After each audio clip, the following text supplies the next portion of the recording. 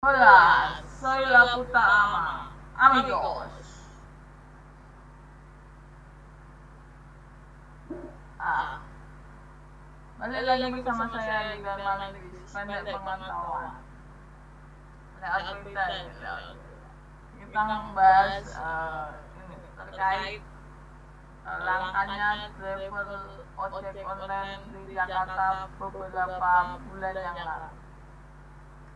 Jadi, untuk mengenai tarif perjalanan penggunaan ojek online itu berdasarkan aplikatornya 80% untuk driver dan 20% untuk aplikator, yang dimana untuk jarak minimalnya 1 kilometer harganya kurang lebih 8.000 ya.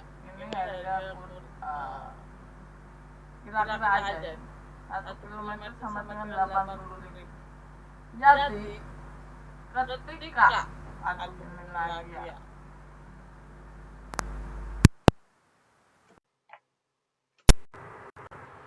jadi ketika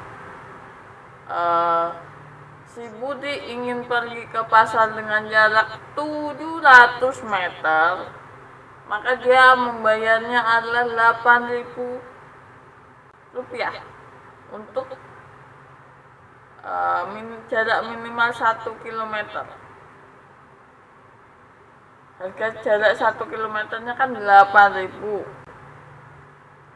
Yang diterima oleh driver adalah 6.400, yaitu 80%-nya ini. Sementara aplikator itu mendapatkan cuma 1.600 dari jarak 1 km pertama, yaitu 8.000. 20%-nya adalah 1.600 ya. Tapi yang dibayarkan pelanggan adalah 12.000. Pelanggan membayar dengan harga 12.000 plus biaya admin bank 1.000 lagi bang.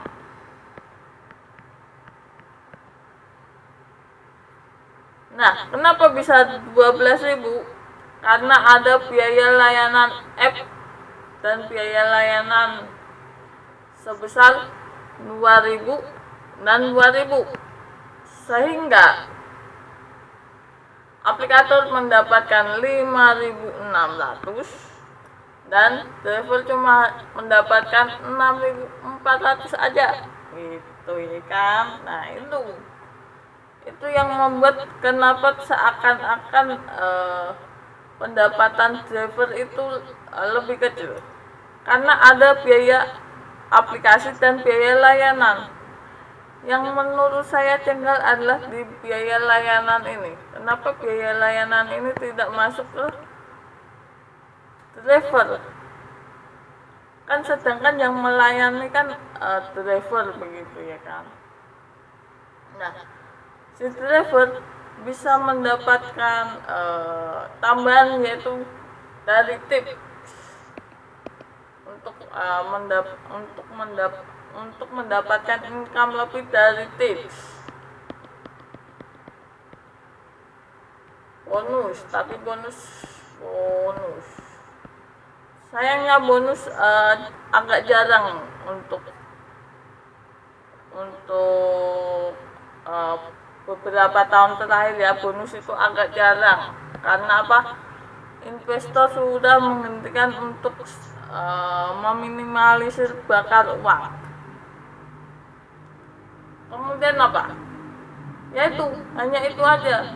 Driver untuk mendapatkan income lebih banyak, yaitu dari tips maupun bonus. Sebetulnya dia bisa berinovasi dengan jualan jas hujan atau jualan pernak-pernik makanan ringan, masker begitu, atau setidaknya ini head cap penutup kepala gitu yang sebelum dipakaikan helm gitu ya. harusnya dia bisa mendapatkan receh-receh dari situ, menurut sependek pengetahuan saya. Karena ya itu salah satu pelayanan yang diberikan driver gitu. Jangan semata-mata itu dibagikan gratis saja gitu. Soalnya di aplikatornya aja membebankan biaya app dan juga biaya layanan gitu. Yang menurut saya janggal itu di biaya layanan. Ini harga dari ini kita kira-kira aja ya, menurut pendek pengetahuan saya tuh segini ya. Mari kita simulasikan dengan jarak jauh mungkin dari Ben Hill ke mana ya, Soekarno Hatta, naik ojol motor gitu ya. Jaraknya sekitar 25 km dengan harga 1 kilometernya itu 8.000. Maka driver mendapatkan 80%-nya 160.000 dan aplikator mendapatkan 20%-nya 40.000. Mana nih? Mendapatkan 40.000 ditambah biaya layanan dan biaya aplikasi, sehingga pelanggan membayarkan sekitar 240.000. Nah, ini menurut sependek pengetahuan saya untuk tarif ojek online yang berada di sekarang ini ya. Jadi menurut saya ini angkanya kurang lebih segini ya, antara ini 75 atau 25 atau seginilah, kira-kira di berkisaran segitulah ya.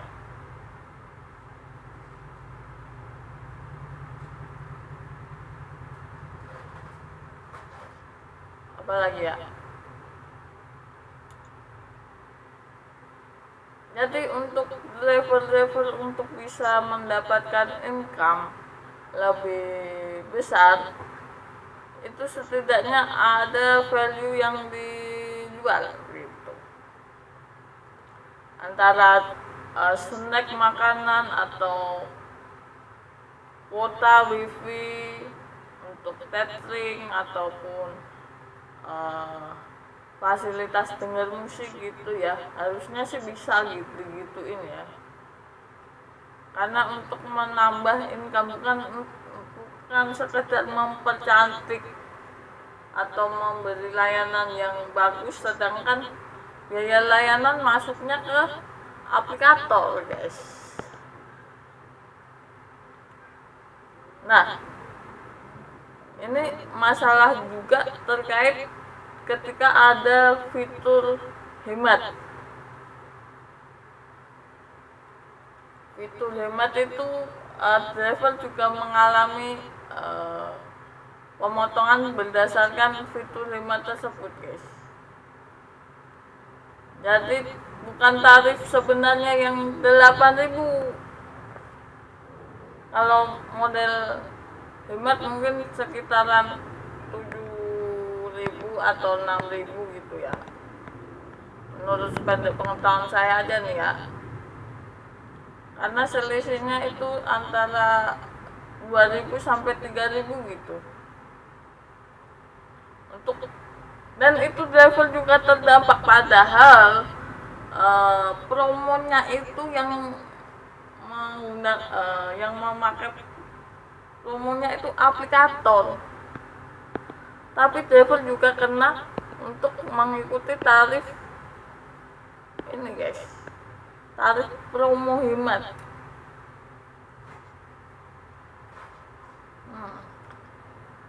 Jadi agak janggal di situ. Kalau untuk penggunaan tarif hemat, kadang kita menerima driver yang mendapatkan tarif hemat itu agak perengat-perengut gitu ya, geblek nih pakai tarif hemat gitu ya kan. Karena apa, di aplikasi drivernya dia menampilkan tarif hematnya, jadi biasanya 8.000 cuma jadi harusnya 8.000 jadi 5.000 mungkin, ditanggap 5.000 ya, tarif hemat 5.000. Ketika sampai ke customer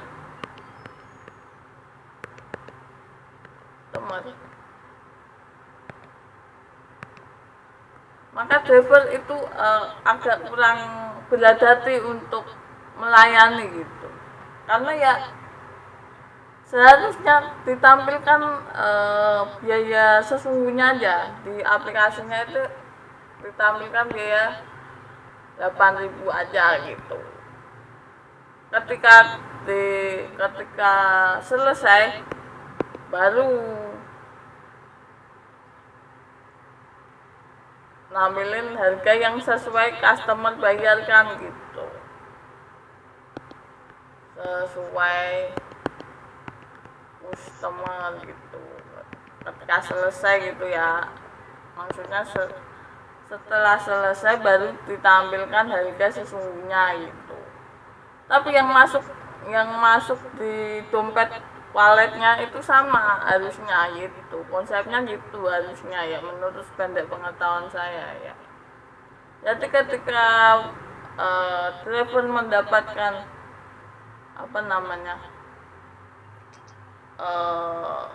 tarif hemat, dia tidak berberat hati untuk datang dan menjemput. Nah itu dia. Satu lagi, di sini kan biaya untuk perjalanan dari titik customer ke titik titik penjemputan customer sampai titik pengantaran customer, dia tidak menghitungkan jarak jemputnya driver gitu. Driver di titik, misalnya driver nih ya, kita pakai ini aja, driver titik A, kemudian jemput pelanggan di titik B, titik B, jaraknya ini 2 km.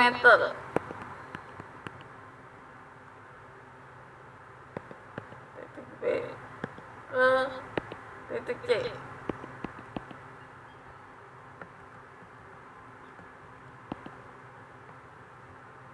500 meter.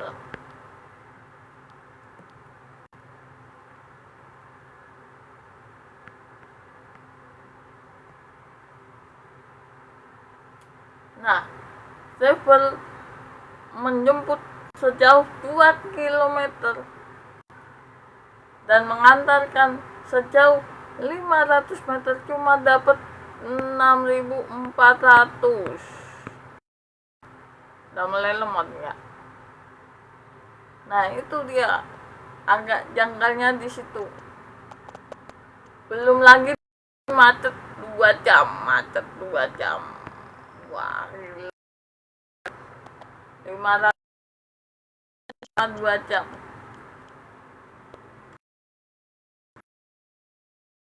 Money is time gitu. Bedanya dengan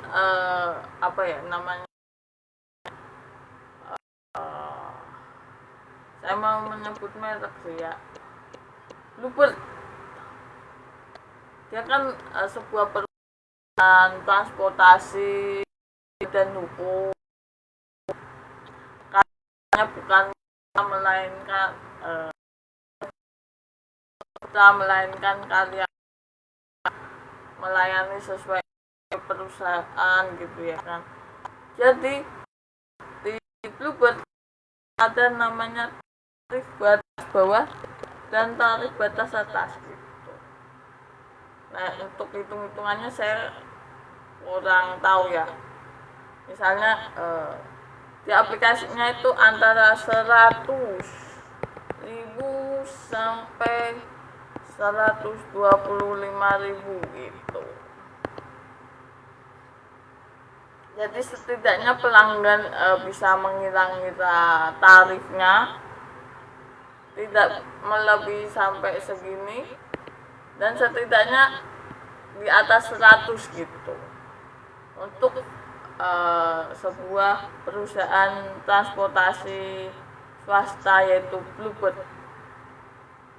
Itu istilahnya perusahaan transportasi kan ya, yaitu karena di Bluebird untuk menghitungkan jarak penjemputan dan jarak jamnya itu juga diperhitungkan gitu.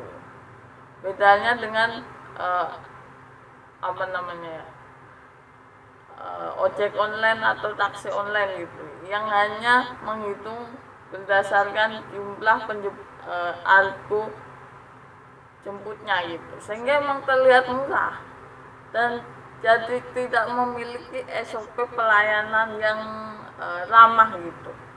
Maksudnya ramah di sini adalah setiap driver, setiap individu itu berbeda-beda karakter dan pelayanannya gitu. Oke, soy la puta ama. Hola hola hola.